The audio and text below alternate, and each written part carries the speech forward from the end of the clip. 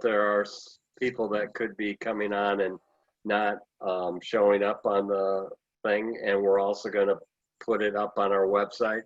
So Mike's in good shape with all that. So a couple more minutes and we'll get started. Is that okay with you, Mike? You bet.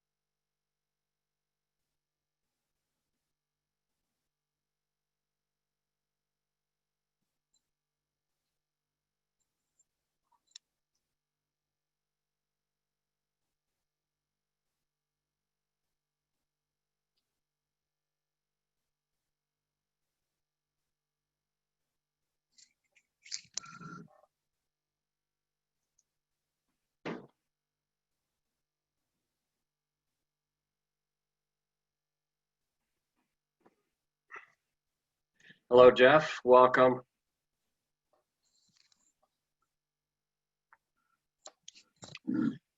C. Morrow, welcome.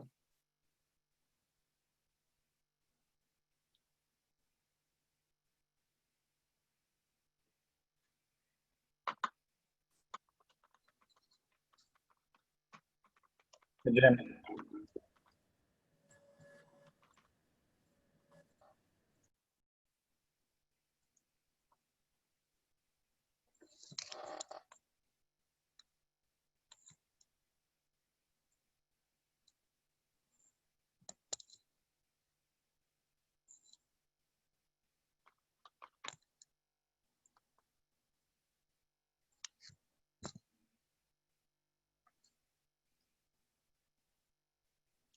For everybody who's showing and not showing, I'd like to introduce you Mike Ritzema as our presenter tonight.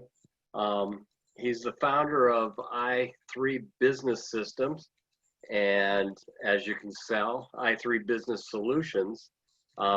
With all the stuff that has been going on in the past 4 years about election security and all that, I thought it might be wise for us to understand what cloud security is all about for our various companies. Mike is the principal and president, so he and I share one thing in common, president. And even though that I think his president is a little more lucrative than mine, and he is also a member of InfraGard, which is one thing I asked him to explain to us. So what I'm going to do is I'm going to turn it over to Mike.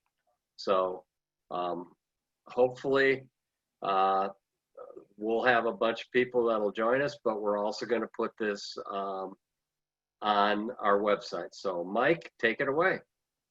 Alrighty, thank you, Jim, and thank you, APICS. Glad to be here. Yeah, I came out of IBM in the 90s as a business partner and an employee, worked in the distribution and the manufacturing industry, and have had my own business for about 20 years now in the technology industry. And yeah, I've been vetted by the FBI for InfraGard, which is security specialists all across the United States, basically post 9/11, working on protecting the United States from foreign threats, especially focused on cybersecurity. That is InfraGard. So let's get started on a conversation about cybersecurity. And what I'm going to cover today is business priorities. I like to step back a little bit. I'm going to talk a little bit about risk. This will take about 10 to 12 minutes to go through that, get into the problem and the solution, and then the action items. I'm going to try and keep this focused on, purchasing, inventory, procurement, supply chain, the audience here, as opposed to business owners or technology people. Again, I like to step back a little bit and say, let's remember what we're doing. You're in the supply chain, purchasing, procurement, inventory, whatever. I'm not sure what everybody who's on today specializes in, But when at an executive level, a shareholder, an owner, and management level, we're interested in four things. That's productivity and efficiency. And usually from tools and technology, we gain efficiency and productivity. I always want to improve that in my business. Profitability. I need to make more money. I can't go bankrupt. I can't go all GM or Chrysler. I need to be bringing in more money than I'm spending so that I can grow the business, invest in the business, hire more people, create more jobs, support more families. Thirdly, innovation. How am I different than the other guys? My goodness, we're making stuff here. And so are a lot of people. Why buy from me?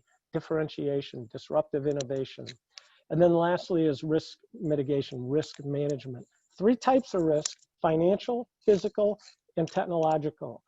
So I think the financial risk I talked about, going bankrupt, I need to make sure I've got more money than going out. And during coronavirus, big deal for a lot of us, managing that risk, the financial risk. The physical risk I think you're involved in, and that is the inventory, the products coming in for production. Let's make sure those raw materials or finished goods aren't going out the back door. So managing physical risk is a real thing in a manufacturing environment or a distribution environment. But the technological risk looms large. We'll get into how large that is. But certainly if everything in my company is encrypted and I can't get it back, that's a big deal. So risk, I often put at the top of the list. What keeps you up at night as a business owner, an executive, a CFO, a CEO? What keeps you up at night is oftentimes risk. So I went out and found the APICS supply chain white paper, which addresses risk. And you look in the lower corner here, the definition of risk from the 14th edition. I found interesting: decisions and activities that have outcomes that could negatively affect information or goods within a supply chain. Wasn't that fascinating? We're basically in the business of moving raw materials into finished goods, but information is called out in the very definition of risk here from APICS.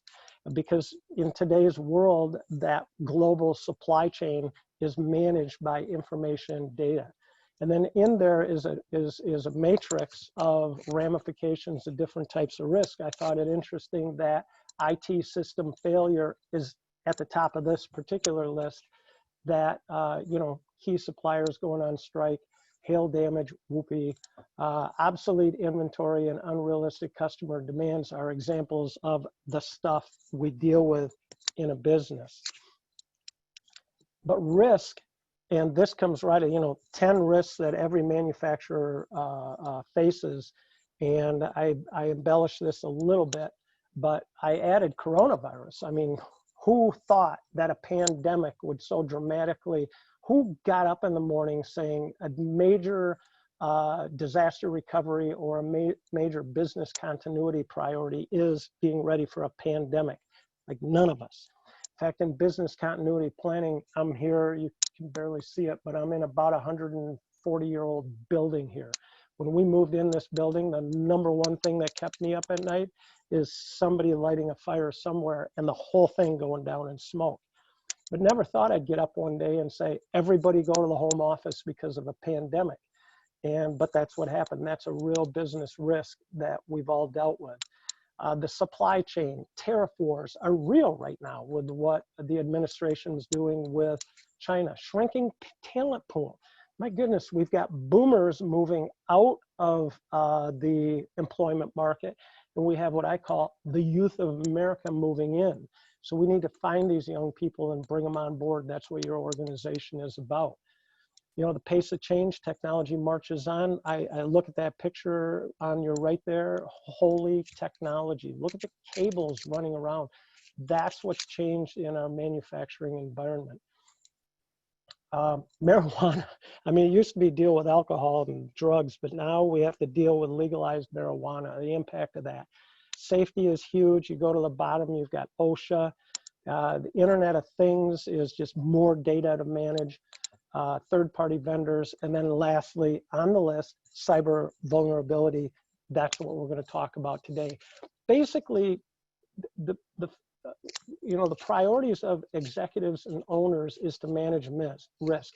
I recognize as a business owner that cyber vulnerability is only a part of the risk that any organization is managing. It's only a part of the risk that you're managing on a day-to-day basis. But it's a real risk, especially for SMB. And the cost is going up to $6 trillion by 2021. That's worldwide. Cybersecurity spending is going through the roof. And 2/3 of SMBs have suffered a cyber attack. How is it happening? 90% through email.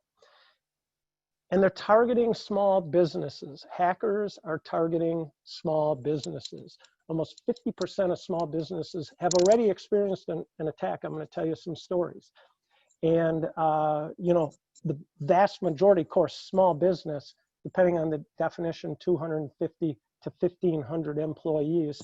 I have the website over here, and that represents, it is 28 million small businesses in America that make up 98% of all firms.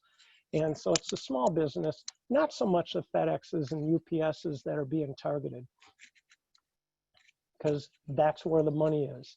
So the evolution of for-profit hacking is kind of interesting. It used to be viruses and malware, and it used to be just spam. Send it out to a couple million users and look to hook one. But if you hook, Jim and Julie Smith, and you get their credit card number, it's got a maximum spending of $3,000 or $5,000. Whoopee. So it moved on to, let's collect social security numbers and mass credit card numbers, usernames and passwords, and sell those. And then it eventually got to ransomware and encryption, phishing, spear phishing, very narrow spear phishing, and then whale phishing. I mean, if I can hack Jim and Julie's email and get $3,000, why wouldn't I want to hack a small business and go after $100,000 or $1 million? Yeah, that's whale phishing. That's where we are today. And hacker for hire, yeah, there's websites. You can go on the dark web. You can buy a kit, a hacking kit. You can go in business tomorrow. And you can go to the Hacker Connection. And so there's all, this is a real enterprise. And if you're in a third world country, and you look at the United States, that evil, greedy, capitalist nation, representing 23% of the gross domestic product or gross national product worldwide, let's go after those guys. Let's get their money. And that's what's happening. And we're talking about shops with hundreds of employees targeting small business to try and land $100,000 at a crack. So who's behind it? And certainly outsiders, occasionally internal actors, and certainly, like I said, the criminal groups. And what tactics do they use? And the answer is 80% of hacking related breaches leveraged either stolen or weak passwords. We're going to talk about that. Stolen or weak passwords. So we know I could name at least a half a dozen companies in the last 3 to 5 years who have seen significant amounts of money move. In the last year, I'm aware of one company that transferred almost $100,000, specifically due to a spear phishing wire transfer. And so this is real money that's moving right here in West Michigan. I will also tell you that when you get hacked for a substantial amount of money, when your accounting department or your purchasing department, procurement, moves funds to the wrong banking account, you don't call MLive, and you don't go to all your friends and peers and say, hey, guess what? We just moved $149,000 to the wrong account, made a big mistake. No, you don't broadcast that kind of stuff. And I am in a number of peer groups, and I've never heard anybody announce that in a peer group. Just recently, a Maryland nonprofit, $7.5 million. Now, this was done from a home office using RDP. RDP being one of the can be set up in one of the most insecure ways.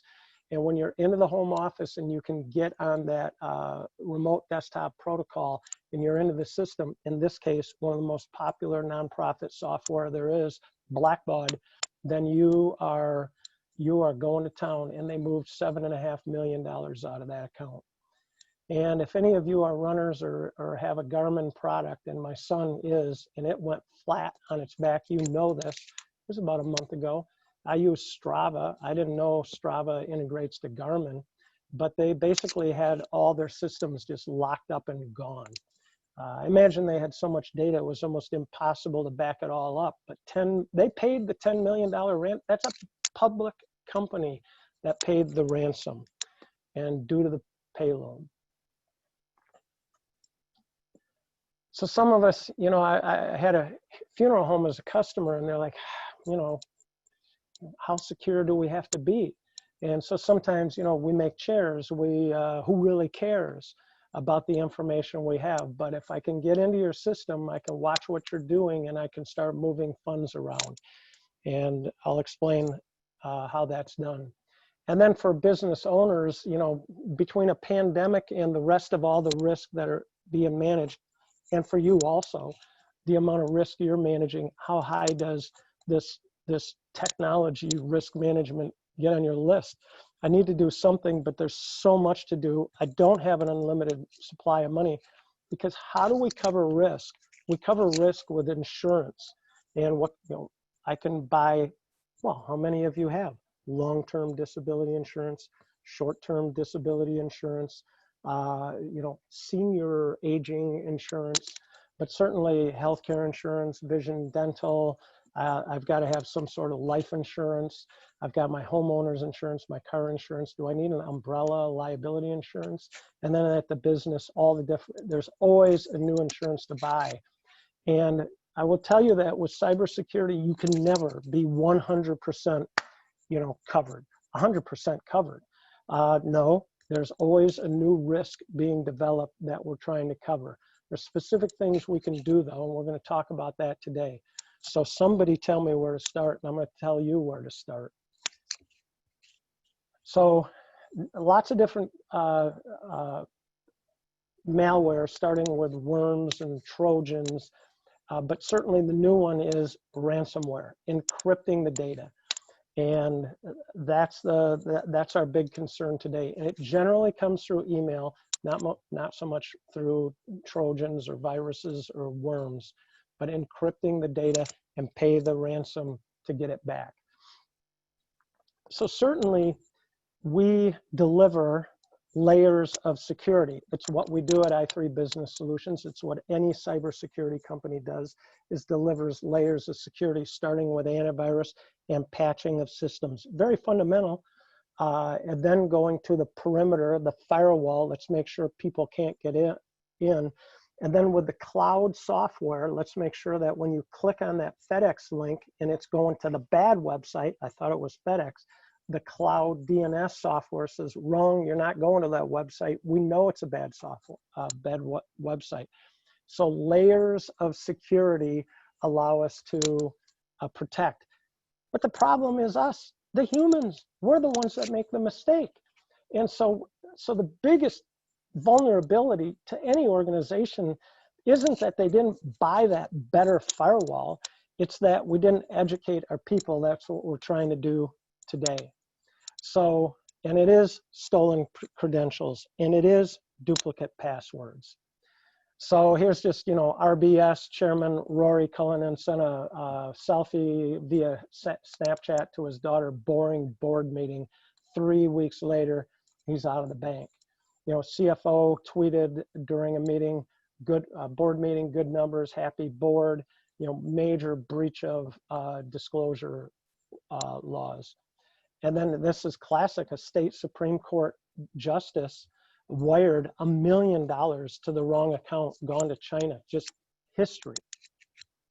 On the right here, it's hard to see, but this comes through from KnowBe4. And what are the top 10, this is in the third quarter of 2019, what are the top 10 email subjects that get caught is password check required immediately. Holy cow, I got a problem with my check password. I better get to work. A delivery attempt was made from FedEx or UPS. These are common. We're going to deactivate your email. This one I love, a new food truck coming to it's like, party on, let's go, sign me up. Something different to eat for lunch. And then down here, in the wild attacks, the third one here is name shared a document with you. We're going to get specifically into that. So it begins with us. We are the key. And at the bottom there, SMBs are experiencing one security incident per month. We're plowing through them over here at i3 Business Solutions for our customers. I'll pause a minute here. Jim, any comments, questions, audio, everything else going fine here? I think we're doing really well, Mike. Aside from the fact that you're scaring the bejabbers out of me right now, All right, good. I think we're doing good. That's the idea. Let's get straight into the answer then, Jim. Let's get into the answer. So BEC, business, email, compromise. There's a new acronym you can haul down the road and share with your friends at your parties and impress them. Basically a fake email that appears to come from a trusted friend or organization. It tries to trick you into moving information out. And it can come from a Gmail account. It can come from a spoofed account. Boy, it looks like it came from Microsoft, except Microsoft was spelled wrong. Looks like it came from my primary vendor, except something was spelled wrong. Usually it has an attachment of some sort that'll carry some malware. It'll oftentimes have a link in it that will go to a malicious website, and it'll have a phone number that's just flat out wrong. So here's some examples. Number one, this is an actual email from a customer that I received in June of 2020. And immediately I saw that SharePoint was spelled wrong, got with our team, replied to the customer, and yeah, they were breached. They were breached, and that email came directly from her account. I checked it out. It's like, this actually came from her. Now, we have been on a 2-year march for multi-factor authentication. We're pleading with our customers. We're imploring them. We can't make them because layers of security, we make the recommendations, but I can't make you spend the money and you choose the amount of risk. But that's a real risk right there. That was a compromised password in an email that went right out of that account trying to hook some people. And so that was handled really quickly, and two-factor was quickly turned on. Now this one I just received last week from my bank, and relative to the SBA. And here's the folder that we shared with you. Just click right here to open it. And I'm like, I picked up the phone and called my banker and said, what's up with this? And he said, Mike, that's real, that's good. We sent you an email 2 days prior, and I called you yesterday or something like that.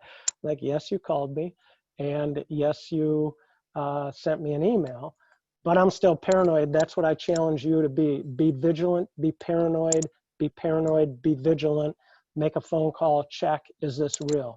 Because this is how it happens. You get an email that says, it comes from what appears to be a customer or a vendor, and says, here's the new project we're working on, and surely, indeed, in both these cases, I'm working on projects with these people, so it's very logical.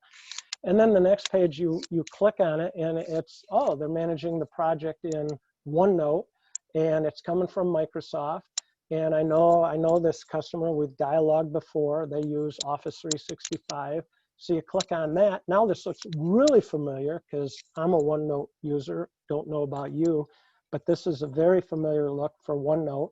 And so I'm gonna keep going here. And when I keep going, I get presented with the logon screen. And I choose Office 365, that's what I use, and I'll log in. This is similar to what I think I'm gonna have to do with my bank to get that information. So I'm gonna click on that link, and if it says give me a login, I'm gonna freak out, Jim. And then it presents the login field. And when you put your password into that malicious site, it's gone, you've been breached, and you're in trouble. So that is the anatomy of how a spear phishing email works. And so what to do is never give out personal or sensitive information based on an email, which says never click on a link in an email or on the attachments to unsolicited emails, which also says then that we're gonna have phone conversations with people and say, hey, is this real? Should I click? Are you sending me this? That type of thing. We can hover our mouse over the email link. I'll show you how we can do this, but we can hover our mouse over it in order to see exactly where it came from. And then, you know, we never click on a link in an email to a credit card, to a bank, to, you know, FedEx, etc. I'm going to go to my browser and I'm going to log into that known website. I'm going to log into Chase Bank. I'm going to Chase credit card. I'm going to log into my bank from a browser, from a known website. I need to call Chase. I'm going to go look up the number. I'm going to call them from that number. I'm not going to call the number they give me, which goes to their, you know, couple hundred users waiting for me to call and confirm that this thing is real. So I'm going to be suspicious of phone numbers. And then, you know, lastly, talk to your IT department, talk to your supporter, your IT support organization. Now in Office 365, way on the right in your email, on the right side, there's this thing called View Headers, and you can see all the details in the email. So you can see exactly where that email came from. You can do the same thing by hovering over an email, but you can use this View Headers in Office 365 if you're using Office 365. So it's social engineering. That's what they're using. They're trying to play to our fears, play to our desires and the way that we work. And when you're jamming, when you're moving through a day, it's easy to move into an email like this that comes from Microsoft 365 Outlook, Office 365. Click here to continue authentication. Came from Office Online, Microsoft, except, oh my goodness, Microsoft is spelled wrong, and so is Office Online. So slow down, be paranoid, be vigilant. So it's spear phishing, it's social engineering, represents 70 to 95 or 90% of all attacks. Now the dark web is out there, and there are 1.4 billion passwords on it. You read about these things where UPS and LinkedIn and organizations are breached. And so these, you know, there's a price on, you can buy, the bad guys can buy 100,000 logins and passwords and go to work. So, you know, I'm imploring you, never use the same password. I'll repeat this more than once. Never use the same password for LinkedIn, for Facebook, for your home email, for your business email, for your login to the company, for your SAP, your Plex login, Epic Online. Do not use the same password for anything. And I'll talk about how you can help manage that. So relative to the dark web, I want to say one thing, and that is we have a service for all our customers. We watch personal email and we watch business email, every one of them. And we had a prospective customer into i3, and we put the report on the table and said, here's a password we found multiple times out there. And they were aghast because we show the last 4 characters of the password. And the owner of the company was an older gentleman who mandated that every password in the company be identical. And it was the one that that we published from the dark web. And they said, we're going to go right back and change those passwords now. And so that's a neat way to run a company, a small business. But that one password is out there. Had they tried any of those systems, they're into that system. So the use of multiple passwords is just unacceptable. So here is a takeaway you could write down, and that is use strong passwords. Length equals strength. The longer the password, the better, please. And so I say use a song lyric, use a passphrase of some sort. What I do is look around the room, or I kind of do it in context of the site, you know. So if it was Twitter, sometimes I might go, the birds fly in the sky, that type of thing. But mix upper and lowercase letters, add in special characters and numbers. A dictionary word is okay, not perfect, but is okay. And avoid personal references that could easily be discovered, such as your birthday or names of relatives. So now I'm going to bring in a site here. You can write this down if you want to. And that is, Jim, are you seeing, am I still sharing the screen? You're seeing Passpalt now, correct? Yeah, I am seeing Passpalt. All right. So this I recommend using in an incognito browser. I don't recommend putting in your future password in here, but I'm going to show you by example that if we use a dedicated, well, if we use an everyday computer, but we're going to spend big money like a hacker, use a $5,000 machine to try and hack a password. But what I've done here, and I'm going to type in random uppercase, lowercase, number, special character, uppercase, lowercase, random character, number. I'm going to make this a 10-digit password, random. It's a nightmare to type. If you're typing passwords, criminy, don't do that. So that's a random password, 10 characters long, the way we're told to create a password. And let's see how long it takes to crack that password, 10 characters, less than 1 day, totally random. Total passwords in the pattern, 921 trillion options.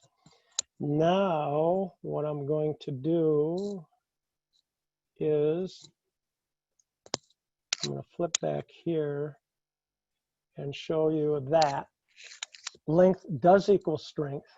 That here's a good password, Amazing Grace House Suite 1492, Columbus sailed the blue, I think. The Baker family lives across the street. Baker family across the street, 2010. I think that's the 0 character. This is a crazy idea. So does length beat complexity? Banging all over the keyboard. Total, 10 character random. And let me copy this password. I need to come over here.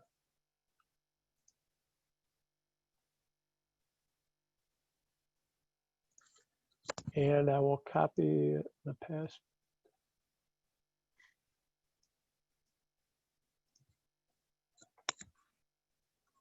And let's come in and put Baker family lives across the street or whatever it was. And we'll analyze that one.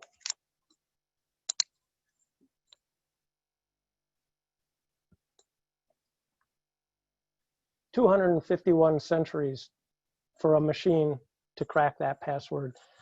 You know, I submit to you and I ask you, how many people in the world do you think are using that password right there? And I maintain that's a pretty memorable password. And you could mix it up how you want. You could put a number in there or change it up. But that thing it's going to take, a Cray computer to crack that thing. It's going to take, there's 159 sextillion options. I don't know how many that is. It's a lot. 251 centuries to crack that computer. Length equals strength. I implore you to move your passwords up to 16 to 20 characters. I implore you to do that. Secondly, additional best practices, never tell anybody your password. Use a different password for every site, every system. I said that. Don't keep your password on a sticky note or an unencrypted file. No, Excel does not work. Use a password manager like LastPass. So this is LastPass. Some of you might use RoboForm. Some of you might use Password One. These are good systems, 256-bit encrypted online. LastPass, I love it. I have every password in here. I have all my social security numbers, form fills, it's all there. For a whopping $1 a month, I can sync this to my cell phone. anywhere I am in the world, I can get into the system. What happens with a password manager is you remember one password. You remember the login to the password manager. Yes, you can write that down in your notebook, in your very secure location at home, in your desk, in your bathroom drawer, wherever you're going to keep it. In fact, mine is written down. I change it occasionally, and my wife knows where it is. This becomes a disaster recovery plan for me. If I have a heart attack, she can find that password. She now has access to virtually every piece of online software that we have because it's located in one location. It's very secure. One login password I have to remember, and I can get into any app on my cell phone. I can get into SAP, Epic, Plex, whatever, because it's in here. And it becomes just a copy paste. So I put our PSA software name in every day. I never type a password. I copy the password, paste, I'm into the software. So I'm imploring you to move to some sort of password manager, not use Excel, not like the young lady I was talking to this morning, Grace. Her friend has it in a text file in her iPhone. No, that's not good password management. So a password manager like LastPass is very secure. You remember one password, which you wrote down in a very secure location. So that's password management. Length equals strength, and use a password manager. Let's talk about multi-factor authentication. In fact, if you can hit the dialog box to everybody, if you're online here, if you just type in whether you use multi-factor at work for your email or not, I'm going to type in yes, I do. And if you could type it in there, I'm looking for, you know, a yes or a no, just a yes or a no. If you can put that into the conversation group. I'm getting a yes, no, not at work. Got 2 answers. And I'll keep going as they feed in. So, you know, I'm asking you to do this. Walk down the hall to your IT department, talk to executive manager. I listened to this seminar, why don't we have 2-factor authentication, multi-factor authentication on? Should we have multi-factor authentication on? And the answer is yes, you should. For email, whether you use an Office 365 or Gmail or your own email server, turn on multi-factor authentication. And furthermore, for banking at work, for payroll, for your purchasing apps, multi-factor authentication. Want to talk about cloud security for logging into SAP, Plex Online, Epic, etc. is 2-factor authentication is the most secure way I'm going to be able to manage that cloud service. So, you know, that's going to be key number 2 here, mandate number 2. And I submit, personally, please start turning on 2-factor authentication. So I've got a picture of it here. This is Authenticator. I actually have 3 of them on my phone. I tried to take a screenshot of what it looks like, but it's so secure it won't even let me take a screenshot. That's pretty good technology from Android and iPhone, I think. But I'll show you here that you can see the number of multi-factor authentication I have in that one list, and there's 3 apps that I use for that. I worked with a cybersecurity specialist a year ago or so, and he was somewhere around 35 to 40 multi-factor authentication apps. This guy was really paranoid. Everything had multi-factor on it. So, you know, just in a handful of responses, it's about 50-50 here that yes and no relative to, no, I'm gonna go 75% yes. So that's good news. You're using multi-factor authentication at the office for email. That prevents 99% of breaches prevented by that one thing, multi-factor authentication. Same for your personal life. So do it. And if it's not turned on at your company, I implore you to walk down the hall and talk to them. So here is my ATM card. Actually, I'm going to show. I'll show my ATM card here. Why does multi-factor authentication work? And the answer is, I'm going to give you my ATM 4-digit code right now. It is the same code that I had over 25 years ago for AT&T. For the youth of America on the call, you might not be aware of this. But back in the old days, when it cost a quarter a minute to make a long distance call, and I actually had a $45 bill from AT&T when I called Canada, Toronto, about 5 hours from here. Yes, I vividly remember that. But you could call 1-800-AT&T, then dial the phone number, and then put in the 4-digit code, and you could then save a whopping dime a minute for a 30-minute or 1-hour phone call. That 4-digit code that they gave me when I got my first ATM card, I used that code because it's the only 4-digit code I knew. I'm still using that code today. Why is that? That I don't have to change that 4-digit code. And the answer, because multi-factor authentication is what you know and what you have. I have my ATM card. I know my 4-digit code. Nobody else knows my 4-digit code. If they steal my card, they don't know the code. If they look over my shoulder and they get the code, they need the card to get the money. So that is multi-factor authentication with no password change for over 25 years. What's the same thing with your password app or when the text is sent to your cell phone? What you know is your password, or you copy it out of your LastPass or RoboPass password manager. But what you have is your cell phone. Nobody else has your cell phone. They can get your password and try and log in from China. But if they don't have your cell phone, they cannot use multi-factor authentication. Incidentally, with Office 365, bonus information you don't care about because you're in the supply chain, is we can shut off whole parts of the world. And at i3, we've shut off everything except America. So you can log into our system from America. When I go to Mexico, I try to warn my team, but I go down there, I try to log in, I can't log in. I have to, email, call them, say, hey, would you open up Mexico? I'm down here right now. So there's other ways to protect the business.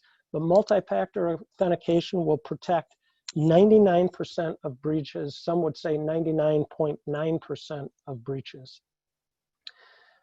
If you're using Office 365, we want you to use the Office 365 apps. At i3, we use Teams, we use Outlook, and then all these apps here. One that I'll mention to you, if you're not using Office Lens, if you're on Office 365, download this app for scanning documents. It's downright entertaining the way that you can scan documents and they sync to your Office Lens on your desktop in OneDrive, and I really believe it improves productivity.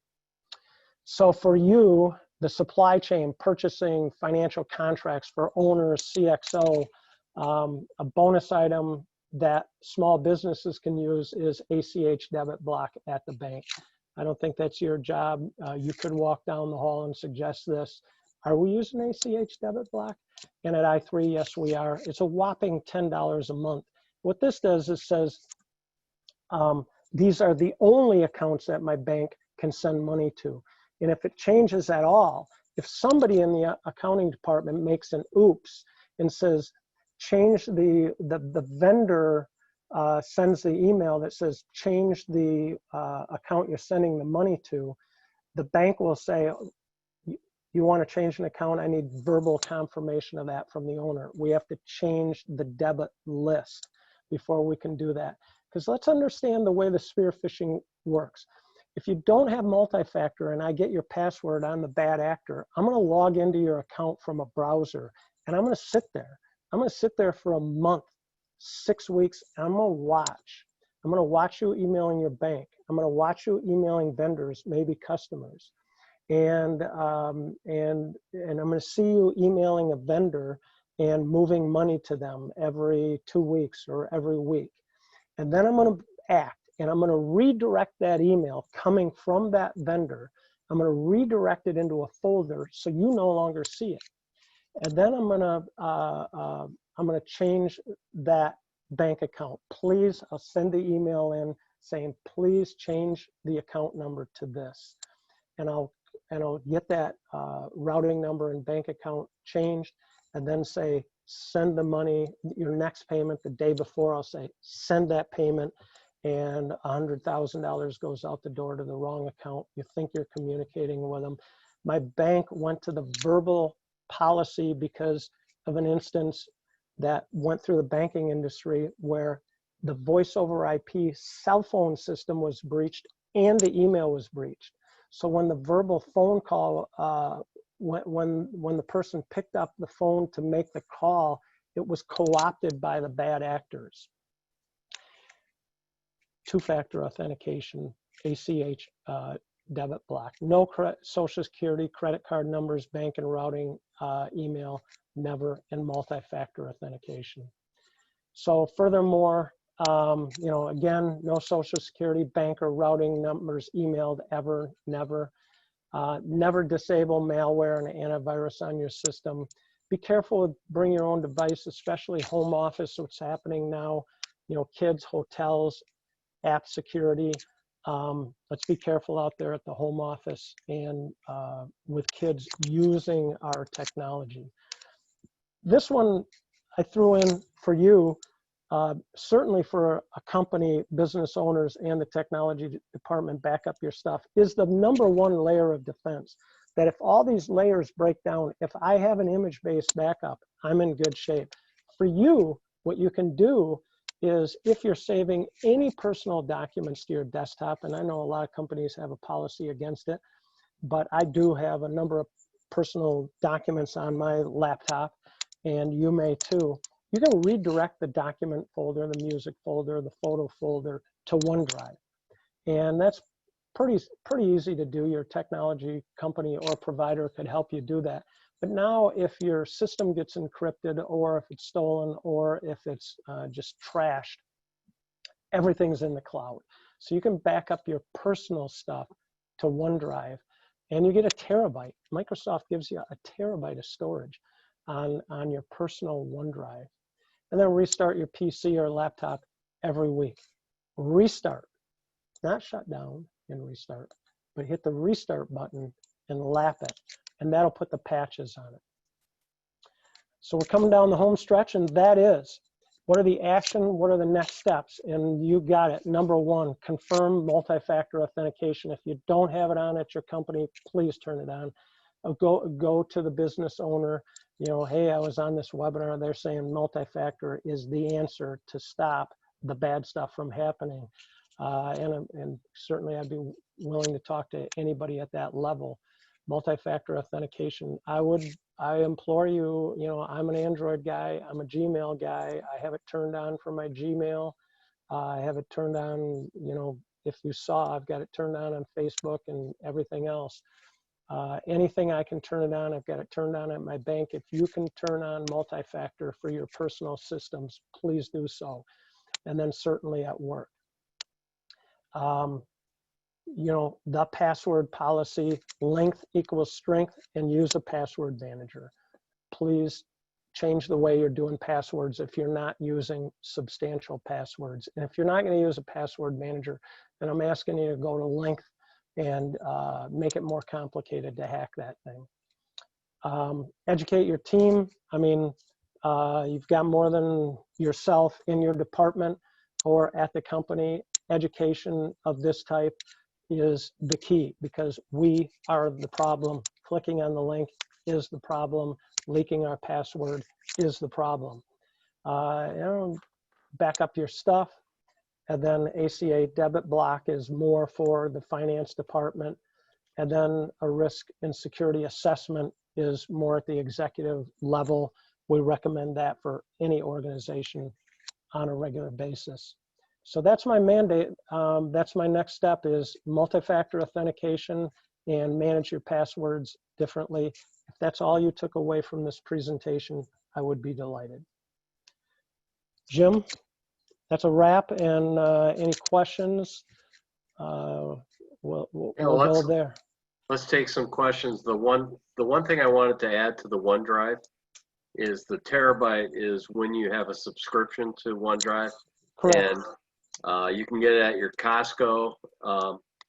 As a matter of fact, it's probably between $70 and $90 a year.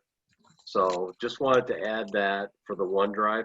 I use it all the time. I got about 650 gigabytes up in the cloud. And if you have music on your iPhone, it's a good place to back it up. Yep. So, Todd, did you have a question? Nope. Anybody else have any questions? Well, I guess I have actually two of them. First is, what was the password manager you recommended? LastPass. LastPass is free. LastPass is free. And for $1 a month personally, I can sync it over to my cell phone. And if you have shared passwords with your significant other, then I guess it'd be $2 a month to be able to share it between two individuals. Okay. And then Enterprise LastPass, we use Enterprise LastPass at i3, costs about $4 a month, I believe. And that, we have shared passwords at i3. More than one person can log into our Amazon account, and that's in LastPass. So that's a way to share passwords, but certainly secure passwords. And when somebody leaves i3 Business Solutions, we shut off their LastPass account. They don't have access to any of those passwords.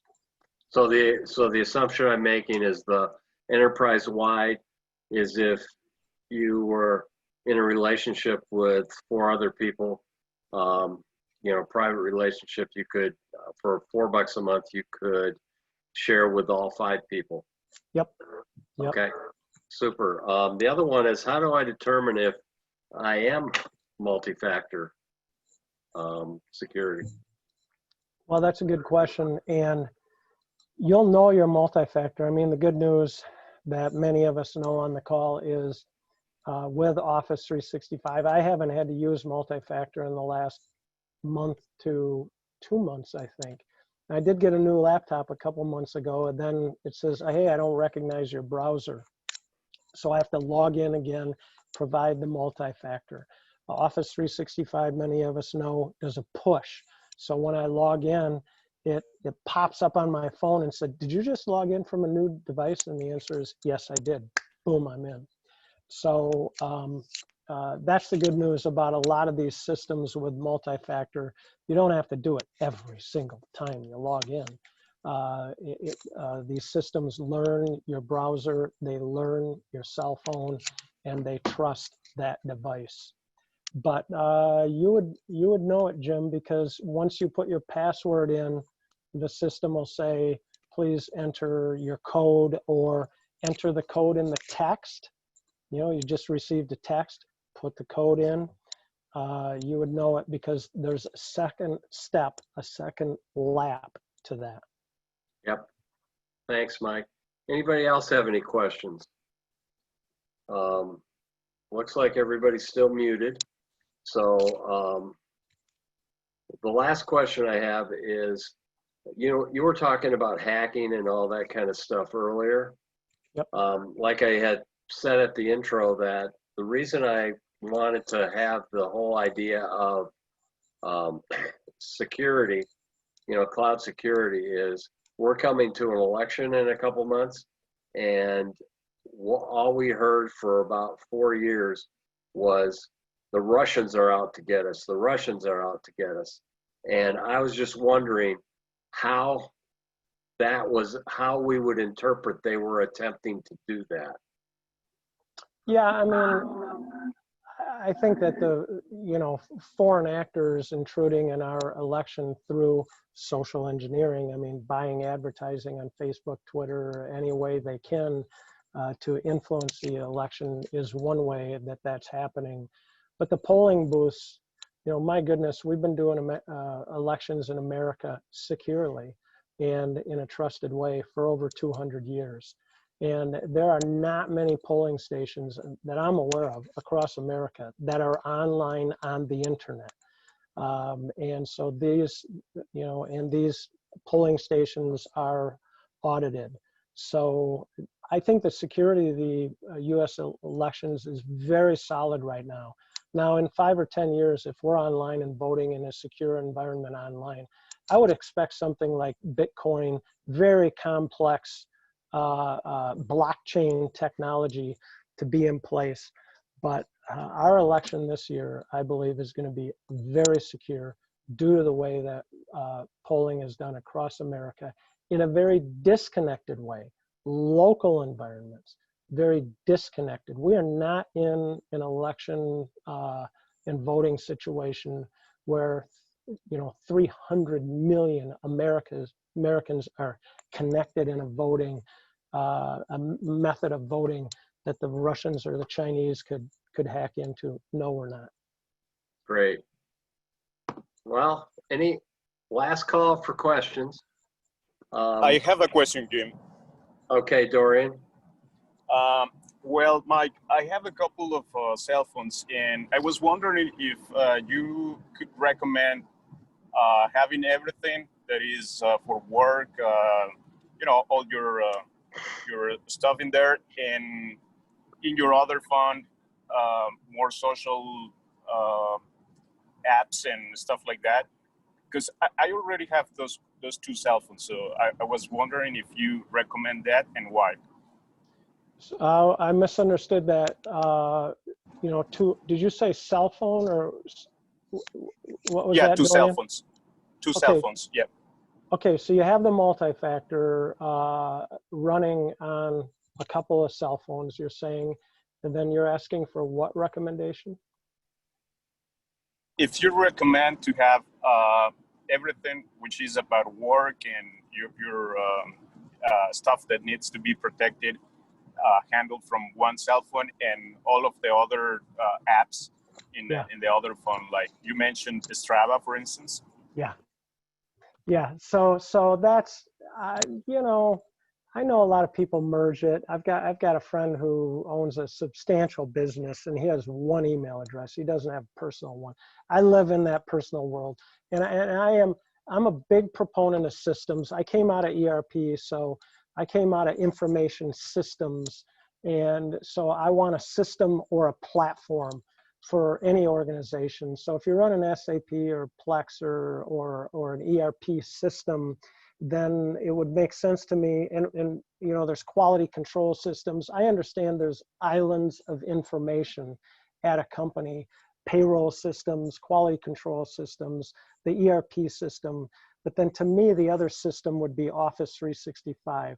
What I rail against is, I'm using Slack for project management. I'm using Dropbox, and I'm logging into that for my documents. And then I'm using a different email system. And then I've got it just becomes, and I'm using Zoom. So now I've got four logins. You can get all of that in Office 365. So I like systems and platforms. So for work, I personally run Office 365 at work. And I'm an Android guy, so my personal system or platform is Google and everything. So my personal stuff, my personal calendar is in Google, and my business is over here in Office 365. Yeah, I do recommend that. I think if you own the place, it's your prerogative if you say, I'm going to keep it all in one place. But that's the way I run my life. I don't think there's a right or wrong answer to that. I do think, when I leave I3, I'm going to keep all my personal stuff right here in my Android. It goes back a decade, 20 years. It's all right here. Okay, thank you. Thanks, Dorian. Anybody else? Well, Mike, you've been a friend a long time, and again, you've proved it again tonight, but with a great presentation. And I see that you're mritzema at i3bus.com. I think your personal email, I won't say it, but it has something to do with Ritz. So, and so anybody can ask you a question, and I'm sure that since you put your phone number and your email there, you'd be willing to take some questions. So track me down. I love this stuff. This gets me up in the morning. As a retiree, I have other things that get me up in the morning, but it's not security. But what we will do is we are going to post the video, and I've asked Kathy to send a link to everybody in an email blast. And, sorry for all the email blasts, but with COVID, we're just trying to have new different ways of handling this. So thanks again for thing that you've done, Mike, and let's give him a hand virtually. You bet. My pleasure. Thanks, Thank Mike. you, Jim. Bye-bye. Todd, we got to talk sometime. Okay. We'll see you guys. Thanks. Kathy, all yours.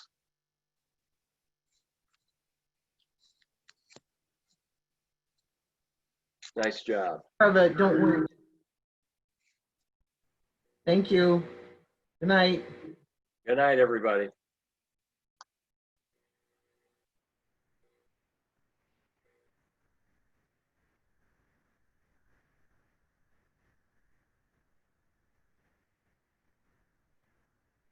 Hi, Clark. Good to see you.